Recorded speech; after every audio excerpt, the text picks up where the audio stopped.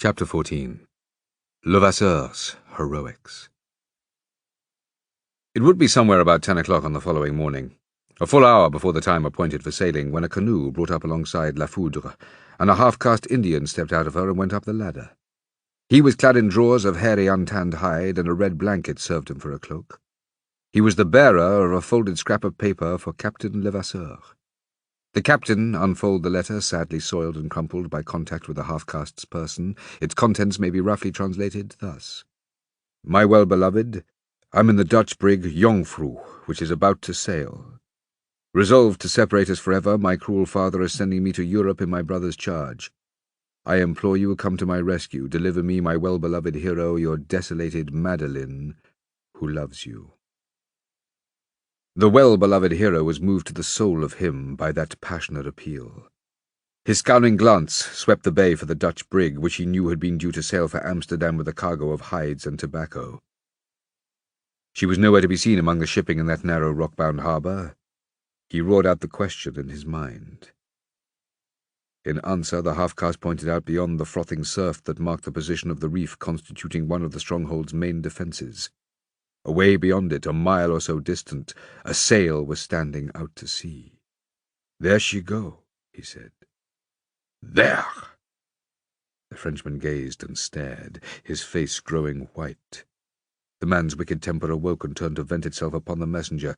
"And where have you been that you come here only now? Is this answer me?" The half-caste shrank terrified before his fury. His explanation, if he had one, was paralyzed by fear.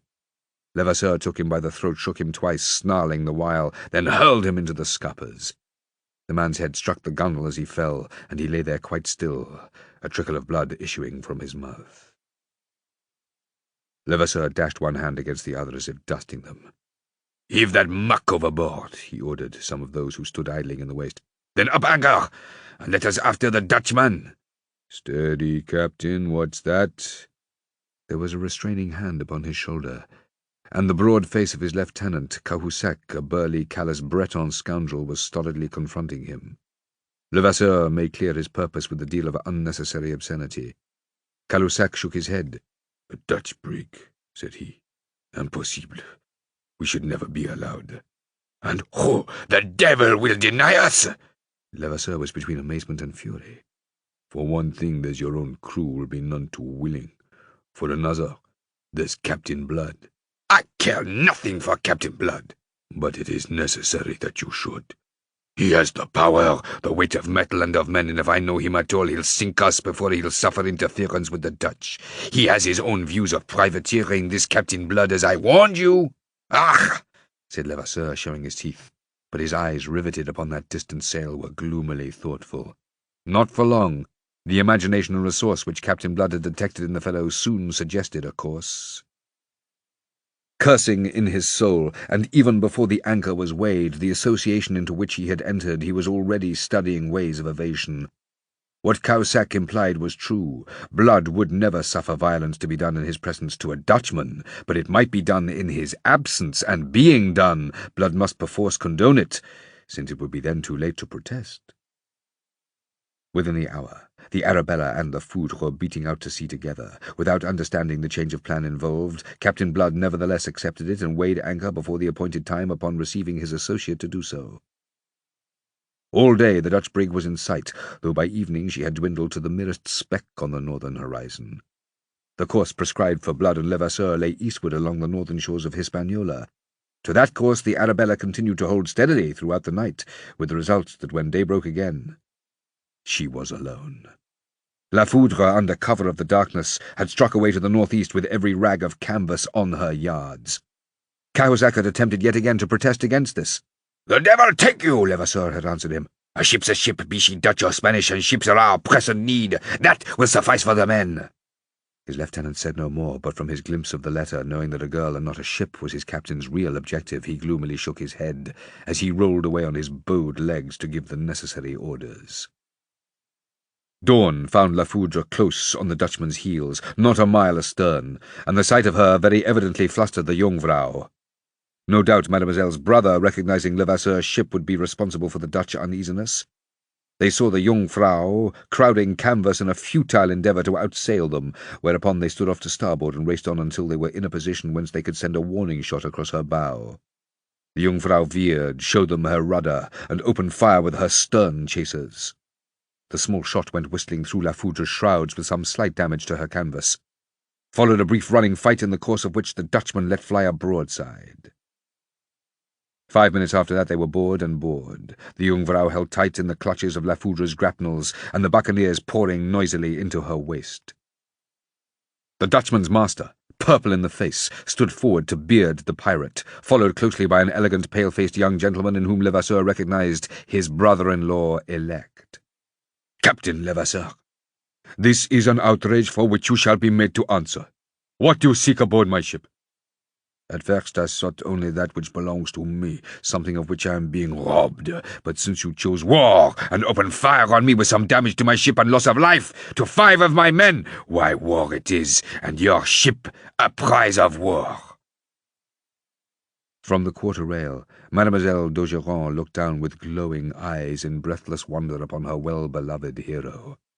Gloriously heroic he seemed as he stood towering there, masterful, audacious, beautiful. He saw her, and with a glad shout sprang towards her. The Dutch master got in his way with hands upheld to arrest his progress. Levasseur did not stay to argue with him. He was too impatient to reach his mistress. He swung the poleaxe that he carried, and the Dutchman went down in blood with a cloven skull. The eager lover stepped across the body and came on, his countenance joyously alight. But Mademoiselle was shrinking now in horror. She was a girl upon the threshold of glorious womanhood, of a fine height and nobly moulded, with heavy coils of glossy black hair above, and about a face that was of the colour of old ivory. Her countenance was cast in lines of arrogance, stressed by the low lids of her full dark eyes. In a bound, her well-beloved was beside her. Flinging away his bloody poleaxe, he opened wide his arms to enfold her, but she still shrank even with his embrace, which would not be denied. A look of dread had come to temper the normal arrogance of her almost perfect face. "Mine! Mine at last, and in spite of all!" he cried exultantly, theatrically, truly heroic. But she, endeavouring to thrust him back, her hands against his breast, could only falter. Why did you kill him?" He laughed, as a hero should, and answered her heroically with the tolerance of a god for the mortal to whom he condescends. "He stood between us. Let his death be a symbol, a warning. Let all who would stand between us mark it, and beware." It was so splendidly terrific, the gesture of it was so broad and fine, and his magnetism so compelling, that she cast her silly tremors and yielded herself freely, intoxicated to his fond embrace. Thereafter he swung her to his shoulder, and stepping with ease beneath that burden bore her in a sort of triumph, lustily cheered by his men, to the deck of his own ship. Her inconsiderate brother might have ruined that romantic scene but for the watchful Cahusac, who quietly tripped him up and then trussed him like a fowl. Thereafter, what time the captain languished in his lady's smile within the cabin, Cahusac was dealing with the spoils of war. The Dutch crew was ordered into the longboat and bidden go to the devil. Fortunately, as they numbered fewer than 30, the longboat, though perilously overcrowded, could yet contain them. Next, Cahusac, having inspected the cargo, put a quartermaster and a score of men aboard the Jungfrau, and left her to follow La Foudre, which he now headed south for the Leeward Islands. Cahusac was disposed to be ill-humoured. The risk they had run in taking the Dutch brig and doing violence to members of the family of the governor of Tortuga was out of all proportion to the value of their prize. He said so sullenly to Levasseur. "You'll keep that opinion to yourself," the captain answered him. "Don't think I am the man to thrust my neck into a noose without knowing how I'm going to take it out again. I shall send an offer of terms to the governor of Tortuga that he will be forced to accept. Set a course for the Virgen Magra. We'll go ashore and settle things from there. And tell them to fetch that milksop Augeron to the cabin." Levasseur went back to the adoring lady.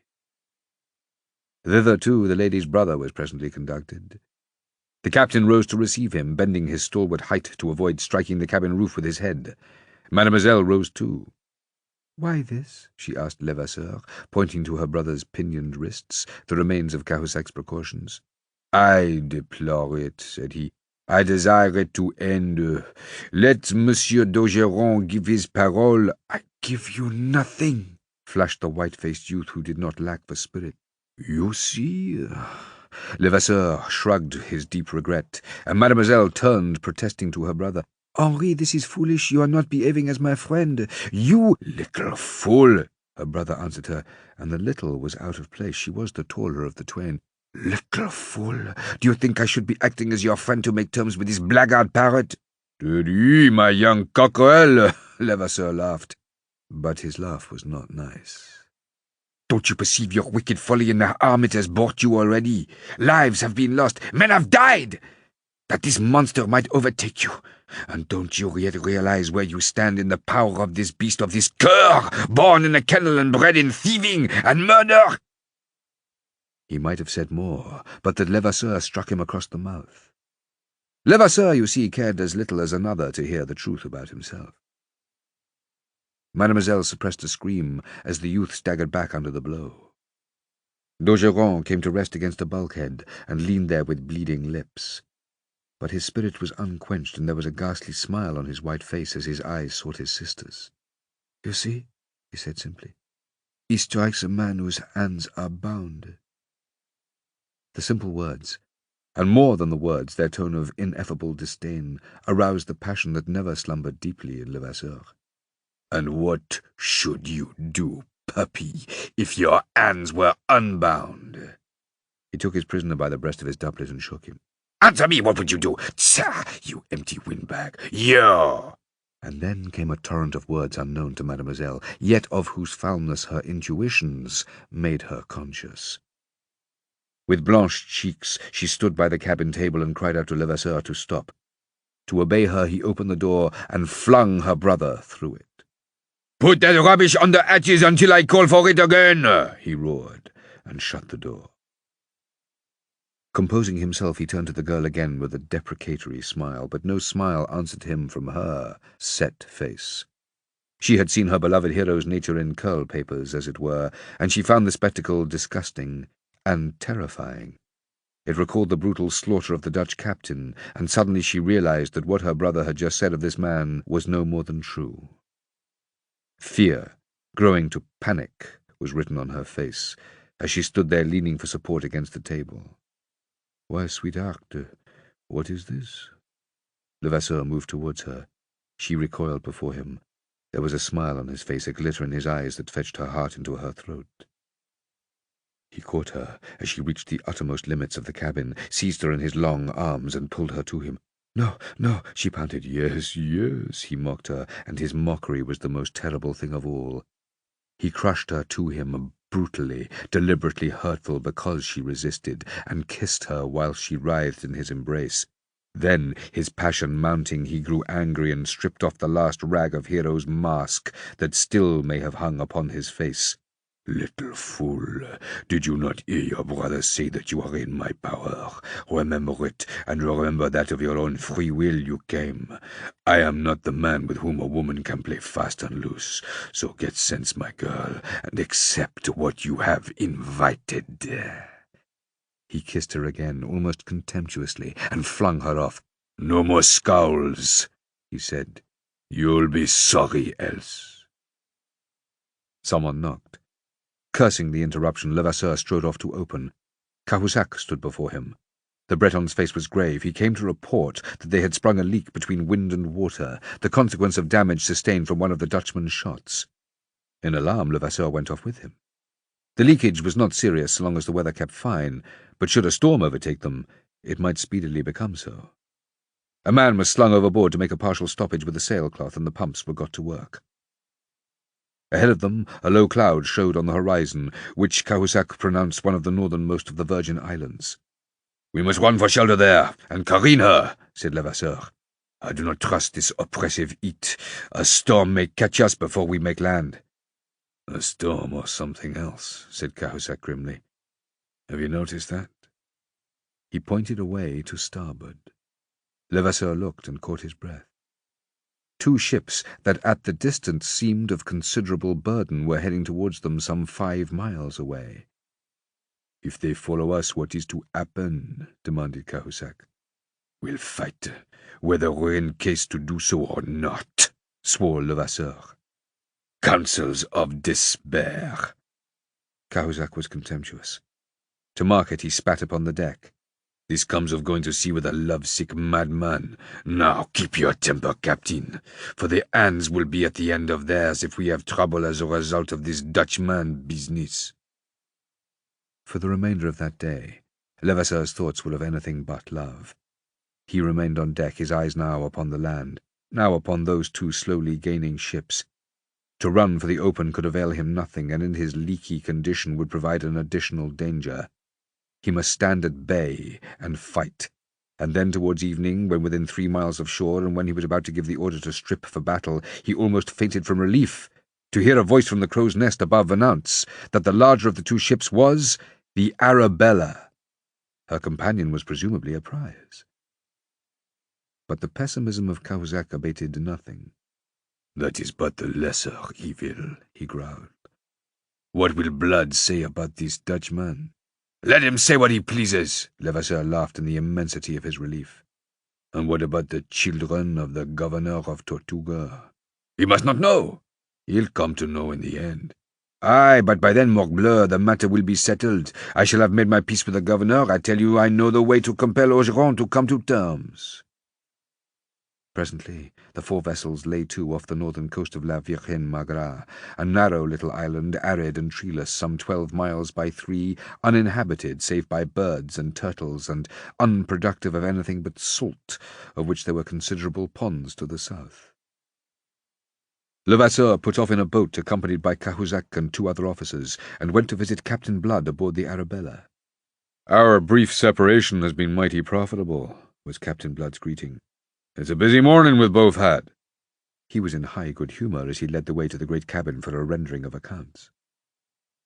The tall ship that accompanied the Arabella was a Spanish vessel of 26 guns, the Santiago from Puerto Rico, with 120,000 weight of cacao, 40,000 pieces of 8, and the value of 10,000 more in jewels. A rich capture of which 2/5 under the articles went to Levasseur and his crew. Of the money and jewels a division was made on the spot. The cacao, it was agreed, should be taken to Tortuga to be sold. Then it was the turn of Levasseur, and black grew the brow of Captain Blood as the Frenchman's tale was unfolded. At the end, he roundly expressed his disapproval. The Dutch were a friendly people whom it was a folly to alienate, particularly for so paltry a matter as these hides and tobacco, which at most would fetch a bare 20,000 pieces. But Levasseur answered him, as he had answered Cahusac, that a ship was a ship, and it was ships they needed against their projected enterprise. Perhaps because things had gone well with him that day, Blood ended by shrugging the matter aside. Thereupon Levasseur proposed that the Arabella and her prize should return to Tortuga, there to unload the cacao and enlist the further adventurers that could now be shipped. Levasseur, meanwhile, would effect certain necessary repairs, and then proceeding south, await his admiral at Saltatudos, an island conveniently situated in the latitude of 11 degrees 11 minutes north, for their enterprise against Maracaibo. To Levasseur's relief, Captain Blood not only agreed, but pronounced himself ready to sail at once. No sooner had the Arabella departed than Levasseur brought his ships into the lagoon and set his crew to work upon the erection of temporary quarters ashore for himself, his men, and his enforced guests during the careening and repairing of La Foudre. At sunset that evening, the wind freshened. It grew to a gale, and from that to such a hurricane, that Levasseur was thankful to find himself ashore and his ships in safe shelter. He wondered, a little, how it might be faring with Captain Blood out there at the mercy of that terrific storm. But he did not permit concern to trouble him unduly.